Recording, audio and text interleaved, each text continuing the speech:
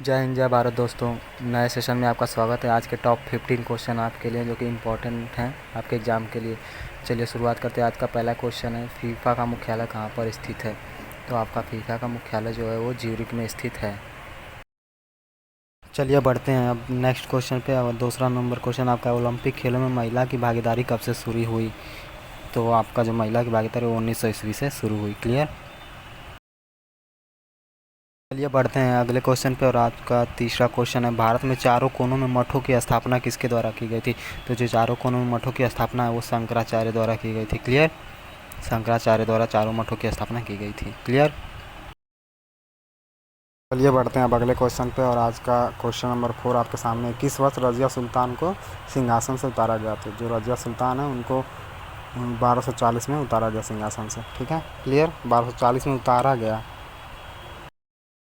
चलिए अगले क्वेश्चन पे पढ़ते हैं। और आज का आपका क्वेश्चन नंबर 5 है, अबेल पुरस्कार किस क्षेत्र में दिया जाता है? तो जो अबेल पुरस्कार है वो आपका गणित के क्षेत्र में दिया जाता है। अबेल पुरस्कार ओके, गणित के क्षेत्र में दिया जाता है, याद रखिएगा, मोस्ट इंपॉर्टेंट क्वेश्चन है आपके लिए। चलिए बढ़ते हैं हम अपने अगले क्वेश्चन पे। और आज का क्वेश्चन नंबर 6 है, भारत में संविधान का संरक्षक किसे कहा जाता है? तो संविधान का संरक्षक जो है उसे सर्वोच्च न्यायालय को कहा जाता है। हमेशा याद रखिएगा, संविधान का संरक्षक सर्वोच्च न्यायालय को कहा जाता है। चलिए बढ़ते हैं अगले क्वेश्चन पे। और आपका क्वेश्चन नंबर 7 है, आयुष्मान भारत का संबंध किससे है? तो जो है आयुष्मान भारत का तो सबको पता है, स्वास्थ्य से संबंधित है, लेकिन फिर भी कुछ लोग कंफ्यूज हो जाते हैं इस क्वेश्चन में। तो हमेशा याद रखिएगा, आयुष्मान भारत का संबंध किससे है? तो स्वास्थ्य से है। ओके।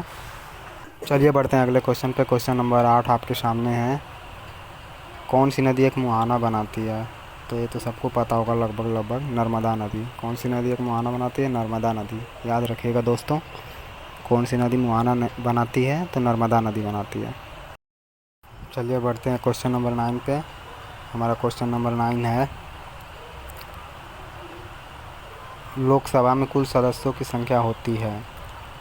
क्वेश्चन नंबर 9 है, लोकसभा में कुल सदस्यों की संख्या होती है। तो लोकसभा में कुल सदस्यों की संख्या 545 होती है, 545 होती है। बढ़ते हैं क्वेश्चन नंबर 10 पे। क्वेश्चन नंबर 10 है, अच्छा सॉरी दोस्तों, ये मिस प्रिंट हो गया लगता है, 10 की जगह 9 लिख दिया हम, सॉरी इसके लिए। चलिए बढ़ते हैं क्वेश्चन नंबर 10 पे। ज्ञानपीठ पुरस्कार सर्वप्रथम कब दिया गया? तो ज्ञानपीठ पुरस्कार जो है वो 1965 में दिया गया था। क्लियर दोस्तों, 1965 में ज्ञानपीठ पुरस्कार दिया गया था। चलिए बढ़ते हैं नेक्स्ट क्वेश्चन पे। अगला क्वेश्चन है, इंद्र नाम है। तो इंद्र जो है वो किसका नाम है? मिसाइल का या फिर रडार का, फिर युद्ध टैंक का? तो ये है रडार का। चलिए बढ़ते हैं अगले क्वेश्चन पे। और आपका क्वेश्चन नंबर 11 है, भारत का राष्ट्रीय गीत सर्वप्रथम गाया गया? तो गाया गया था आपका 1896 में, 1896 में। क्लियर, 1896 में गाया गया था। चलिए बढ़ते हैं अगले क्वेश्चन पे। क्वेश्चन नंबर 12 आपके सामने, सुरक्षा परिषद में कुल कितने सदस्य होते हैं? तो सुरक्षा परिषद में कुल कितने सदस्य होते हैं? तो होते हैं 15। सुरक्षा परिषद में 15 होते हैं कुल सदस्य। चलिए बढ़ते हैं अगले क्वेश्चन पे। अगला क्वेश्चन आपका है क्वेश्चन नंबर 13, अशोक के अभिलेख किस भाषा में? जो अशोक का अभिलेख है वो किस भाषा में है? तो प्राकृतिक भाषा में। याद है आपको? क्लियर, अशोक के अभिलेख जो है वो प्राकृतिक भाषा में है। क्लियर। करते हैं अगले क्वेश्चन पे। और आपका क्वेश्चन नंबर 14 है, चिपको आंदोलन की शुरुआत कब हुई थी? तो आपका जो चिपको आंदोलन की शुरुआत है वो 1973 में हुई थी। 1973 में, 1973 में हुई थी चिपको आंदोलन की शुरुआत। क्लियर, 1973 में चिपको आंदोलन की शुरुआत हुई थी। क्लियर दोस्तों, क्लियर। चलिए बढ़ते हैं आज का आखिरी क्वेश्चन। क्वेश्चन नंबर 15 आपके सामने है, सांची का स्तूप किस राज्य में है? तो सांची का स्तूप जो है वो सबको पता है एमपी में है, मध्य प्रदेश में। सांची का स्तूप एमपी में है, मध्य प्रदेश में।